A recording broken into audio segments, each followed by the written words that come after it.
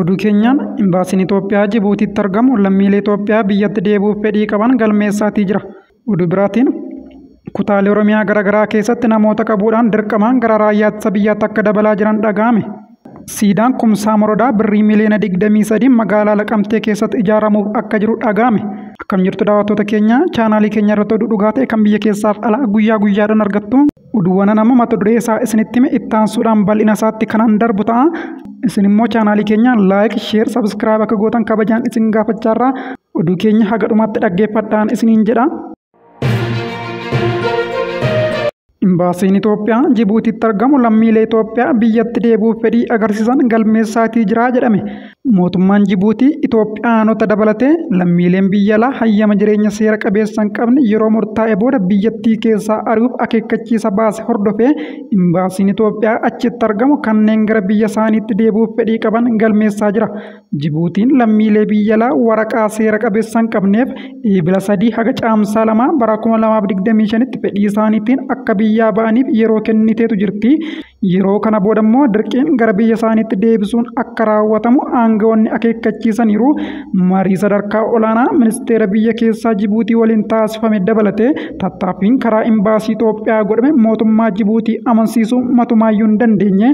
Jibuutiin lammiileen biyya alaa hayyama seera qabeessa hin qabne hundi yeroo murtaa'e keessatti biyyattii gadhiisanii akka ba'aniif ejjennoo cimaa akka qabdus ibsiteetti. Oduu biraatiin kutaalee Oromiyaa garaagaraa keessatti duulli dargaggoota raayyaa ittisaatiif walitti qabu daran hammaachaa jiraachuu BBC'n jiraattota wabeeffachuudhaan gabaase. Yeroo dirqamaan namoonni gara leenjii waraanaatti ergamuuf qabanittis miidhaan qaamaa haga lubbuun darbuutti qaqqabuunis himame. Gochi kunis torbee lamaa asitti bifa haaraadhaan eegaluun isaa dargaggootaa fi maatii ijoollee qabanitti yaaddoo guddaa uumeetu jira. Akka gabaasa BBC irraa argannetti BBC'n iddoowwan gochi dirqamaan dargaggoota raayyaa ittisaatii walitti qabamu jedhamanii himaman keessaa magaalaa Adaamaa bakka dargaggoonni kunneen itti tursiifaman keessaa tokko ilaaleera. Bakki tursiisaa kun galma waajjiraalee mootummaa keessatti kan argamudha. Dargaggoonni hedduun galmicha keessatti walitti qabamanii akka jiranis BBC'n gabaase. Fuuldurri galma kanaas funyoodhaan namni darbee akka hin deemne kan daangeffame yoo ta'u, qaamoleen nageenyaa uffata milishaa Oromiyaa uffatan bakkicha eeguu irratti akka argamanis beekame. Maatiin ijoolleen isaanii yookiin immoo abbaan warraa isaanii jalaa qabaman kaan mooraa keessa kaan immoo dallaa waajjirichaatiin ala dhaabbatanii miira gaddaatiin liqinfamanis mul'atu. Maatii bakkicha jiran keessaa gariin daa'imman xixiqqoo qabatanii kan jiran yoo ta'u, namoota isaan jalaa qabaman kanaafis bishaanii fi nyaata kanneen fidanii itti kennanis ni jiru jechuudhaan BBC'n gabaasaa keessatti ibseera. Dabalataanis bakki dargaggoonni karaarraa dirqamaan qabamanii raayyaa ittisaatiif calalaman kun bakka BBC'n ilaale kanaan alatti aanaalee magaalattii hunda keessatti bifa wal fakkaataan akka jirus beekameetu jira. Jiraataan magaalaa Adaamaa ta'ee fi eenyummaan isaa akka hin ibsamne gaafate tokkos gochi dirqiin nama qabu kun hiriyoota isaarra ga'uu fi innis yaaddoo guddaa akka qabu dubbate. Galgala sa'aatii tokko geenya magaala bakka qabu si dhaabsisaniituman si qabaniitu adeemuun namni sababa sitti musiin jiru gaaffiin gaafatu tokkollee sin jiru paatirooliirra yaabbachiisanii si fuudhanii deemu jechuudhaanis namni kun dubbate.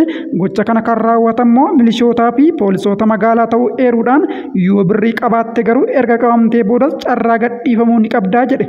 Xeengadda galgala yeroo mana galaa ture akka ittiin jalaa ba'ee anaa fi waaqatu beeka kan jedhe namni kun qabamuu qofa miti maallaqas ni gaafatamta, maallaqa kan gaafatamtu gadhiifamuufidha jedhe. Namni kun waan hiriyyaasaa tibbana mudates akka taanutti ibseetu jira. Adaamaa bakka Saartaraa jedhamutti hiriyoota koo nama 3 qabanii warri isaan qabes dhaqaniitu poolisiitti isaan kennanii achittis birrii 10,000 akka kanfalan gaafatamanii isaan gadhiisuudhaaf immoo dirqama nama 3 kan biraa bakka buusuu qabu jedhe. Bakka isaan gadhiisanitti magaalaa keessaa nama 3 kan biraa qabanii dhufaniitti isaan gadhiisanii jedhe namni kun BBC'tti yoo dubbatu. Jiraataan magaalaa Adaamaa BBC'f yaada kenne kun sababa maatii qabuu fi yaaddoon dirqiin qabamuu isa mudachuu malu maallaqa kaffalee ittiin bahuu danda'us kiisii isaatti baatatee akka deemu dubbate. Ani dargaggeessadha amma maatis nan qaba daa'imas manaatiin qaba yoon qabame jedhee nan yaadda. Kanaaf jalqaba bakka isaan itti nama qaban kanarraa goree galuu yaala yoo cimee dhufee qabame kan jedhuuf ammoo maallaqa kaffalee gadhiifamu kiisiitti qabadheen deemaa jedhe. Magaalaa Adaamaatti hojiin dargaggoota dirqiin qabuu kun qaamolee nageenyaa fi gaggeessitoota aanaaleetiif kootaan kenname akka hojjetamaa jirus BBC'n odeeffate. Oduu xumuraatiin mootota jaarraa 19ffaa keessatti gama lixa Oromiyaa irraa ka'an keessaa tokko kan ta'an Kumsaa Moroodaan magaalaa masaraa bulchiinsa isaanii itti argamu Naqamteetti siidaan isaaniif ijaaramuuf akka jiru dhaga'ame. Ijaarsi siidaa yaadannoo mooticha Leeqaa Naqamtee Kumsaa Moroodaa birrii miliyoona 23 oliin magaalaa Naqamteetti ijaaramuu eegaluu bulchiinsi magaalichaa tibbana beeksisuunsaas ni yaadatama. Mootiin Kumsaa Moroodaan afaan Oromoon akka barsiifamuu fi barnoonni ammayyaa Wallaggatti akka eegalamuu fi sochiin daldalaa fi hojiin ogummaa adda addaa Naqamteetti akka babal'atu qooda guddaa kan gumaachan akka ta'es hayyoonni ni dubbatu. Odeeffannoon bulchiinsa magaalaa Naqamtee tibbana baasee akka mul'isutti siidaan kun baasii birrii miliyoona 23.78 magaalaa Naqamtee iddoo marsaa tokkoffaa jedhamutti ijaarama jechuudhaanis ibsanii. Siidaan kun kan ijaaramu gaaffii jiraattota magaalaa Naqamtee fi uummata godinaalee Wallaggaa baroota dheeraaf gaafataa turan deebisuuf yaadame akka ta'es gabaafame. Kumsaa Moroodaan bara 1881 masaraa mootummaa isaanii magaalaa Naqamtee keessaa kan ijaarsan yoo ta'u, masaraan kun hagammaatti magaalaa Naqamtee ganda bakkanniisa Qasee jedhamutti ni argama. Sirna jalqabsiisuu ijaarsa siidaa kanarratti kantiibaan bulchiinsa magaalaa Naqamtee obbo Misgaanuu Tulluu, bulchaa ittaanaa godina Wallagga Bahaa obbo Gammadaa Tafarraa, jaarsoliin biyyaa fi abbootiin amantaa hedduunis argamaniitu turani.